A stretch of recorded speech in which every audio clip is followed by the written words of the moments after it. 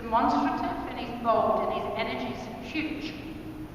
So when he's going forward and he throws that nose, he's saying to me, move. As it happens, I'm not moving. But at the same time, you'll see his behavior there. There's a degree of energy that comes forward that says you need to move. So you can either decide to school that behavior, or you can build it in as you do something else. To say, you know what, instead of creating a combustion here of energy, I'm actually going to just walk forward on a nice long line, asking for the focus, and asking for you to behave, but I'm not going to ask you to stand still just at this time. So you choose what's important to you. He's not going to, doesn't want to back up there. There we go. I'd like his nose to be straight when he backs, and his nose not to be at the angle. I'd also like him not to get ahead of me, and instead stay slightly behind. So as he creeps forward, I will gently back him up. Now I could use my eyes to back him, but I don't need to. If he wouldn't back, I'd use my eyes to back him up. But he is backing. Remember our Jake would bring his nose around and his shoulder around. He wouldn't touch you with it, but that was his way. What I'd like him to do would be able to walk with me here without cutting me off and keeping his nose straight. That's what I'd like. So this is part of the orientation that you saw at the beginning. Instead of doing north, south, east right now, we're just getting comfortable where he listens to my footfall. So when I'm going slower, I expect him to go slower. And when I pick my speed up, I expect him to pick his speed up. So here's slower, here's faster. Here's slower, and he needs to adapt. So he's beginning to listen to that piece and keep that ear on. So then we have a choice. We don't have to build in the orientation, but we will. I'd like him to stand still and square. Like that. If he likes the pose, we build it in. If he doesn't, I won't. And he yields sideways because he doesn't want that behind him. So that's another piece of the methodology of yield. I'd like him to stand in the center, not touch my arm with his nose, and stand still. If we're not in the center, but we're standing, there's a compromise. I'm going to go back into the center, stand square in front of him, nice stop. He doesn't like the head rub too much, I'm going to eliminate that. Next quarter, stand still. Next quarter, stand still. This is the one he doesn't keep in his hind, and that's because it's the gate out. So he's saying, I need to keep my eye on that gate at all times.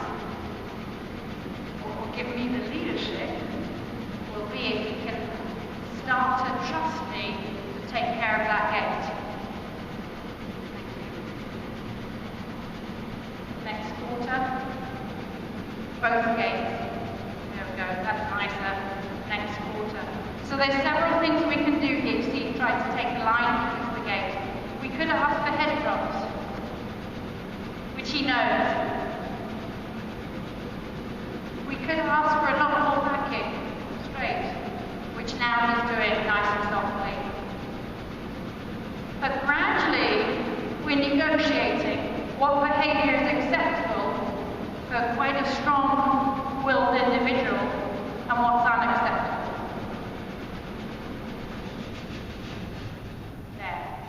Much better. Much better. So you didn't see a fight, you saw a negotiation. Okay. Now on the last guy, on Jake, you saw me unclip, step back and away. I'm unclipping at the front this time, and then I'll give him the space. Now here's the next thing, do you let him roll or not? No rolling. We won't roll then. Okay, animation. So the eyes are on eyes, shoulders are square, and you're going to see a different style on this guy. So I'm looking for forward motion, fluidity. My eyes are on eyes, but I'm looking at my whole horse. That's the peripheral vision. He's coming in to say, look, I actually decided it's better to be closer to you, and I said not at this time, because I need to go through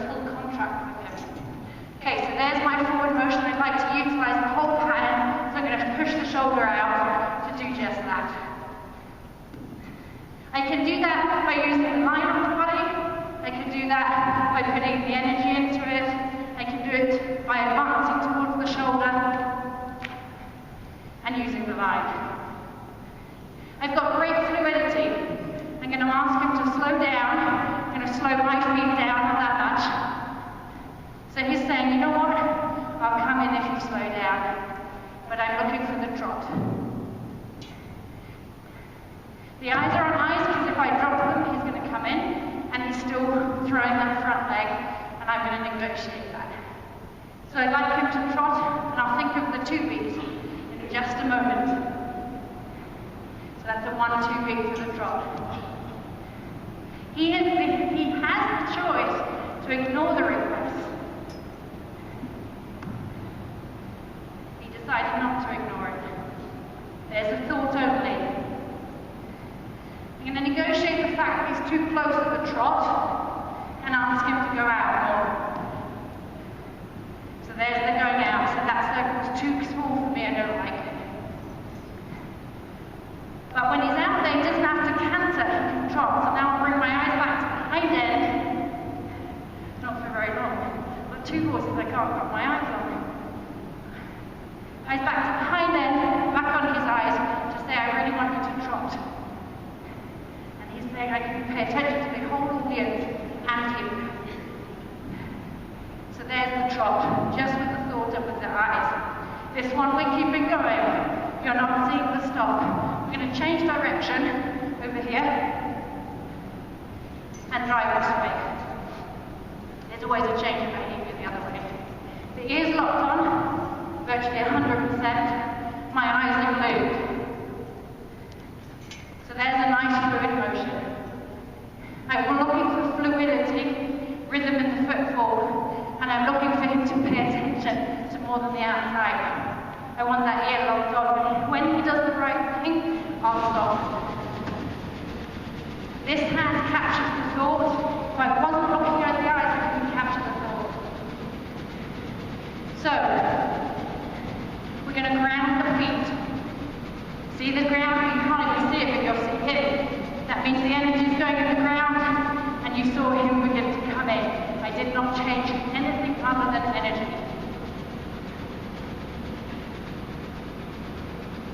So we've got the canter one way, nice transitions, ear locked on, and the trot. I've got a good turn to the outside, and I've got a horse wanting to come in. We're going to keep it moving a bit. We've got fluid motion, very manly behavior, and I'm going to acknowledge the licking and chewing. My eyes go to the floor and back on his eyes. And what I'm saying is, thank you for softening your jaw. He's saying, I want more than a thank you.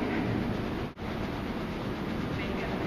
Acknowledge the licking and chewing and softening my feet.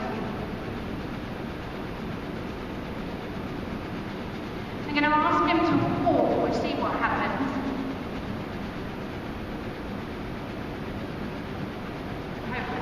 That's nice. Hopefully you can see what gesture I'm doing. So my feet are slowed down.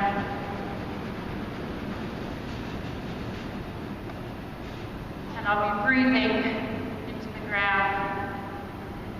I haven't used much of the eyes yet, because you see that when you use the eyes, he really thinks that's coming in.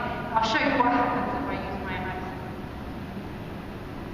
Just so you know what I was talking about. With him, if you drop your eyes, takes that as a sign to say come in. Let's ask our guy here to go out again. And if he's more forgiving, not yet. But we'll see. And pretty good. Nice breakaway. You want clean breakaways. It's a safe thing. If you don't get that, all your horse does is turn into you. It's dangerous. Nice head drop. The final piece of the communication is the head drop. Not always given. It's the piece where they hand over the leadership. He hadn't done that, and he's now saying, I'll give you that. What it means is if his eyes are below mine, he trusts me enough to take care of the peripheral vision. If his head's down, the stallions won't drop their head towards another stallion, geldings won't. It's a sign of trust and leadership. I'm thanking him for that, and I'm going to invite him to join. Eyes of drag in front, and at a trot, asked to come in. I'd like him to stand there, because he's so demonstrative. That's the place I like. So from this position of an invite to this position, you saw him stop, and he's still in that place of, I can look at everything, but he's willing to listen. You're also seeing him soften a bit. Let's see in one more piece, because it's intriguing. You're going to ask him to connect this way, and then stand square. Well, we did stand. I'll see if I can get a square. Perfect. That's his way of saying, that's the way out. Asking him to connect, actually stand square. He went too far. Can you back up? Nice back. And I'll ask him to stand square. He may or may not be able to do it. I'd like his shoulder forward and then a stand. Very good. He's finding it hard. So look at this. He too is saying, let's go this way now. I've done a great demo. I've listened. We need out now. So, but the difference from when he walked in here, which at the time was a little bold, he softened. So do we want it 100% right, or are we negotiating? I'm negotiating. I'd like to continue, I'm going to bring him with me, watching my whole horse. And I'd like to say, can you stand here on your own? And he said, I can stand sideways. I can keep that gaze in my eye and I can stand with you, compromise. Come back to the center. Put my eyes on, and then ask him to come here. He's really saying, are we done? Good job. And just continue a second here. If we continue into these vulnerable areas, these are areas where the horses get attacked underneath.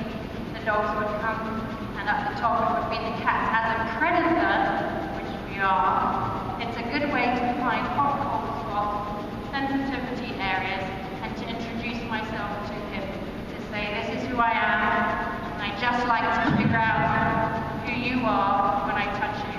When I come around, I'm looking for him to keep his nose straight.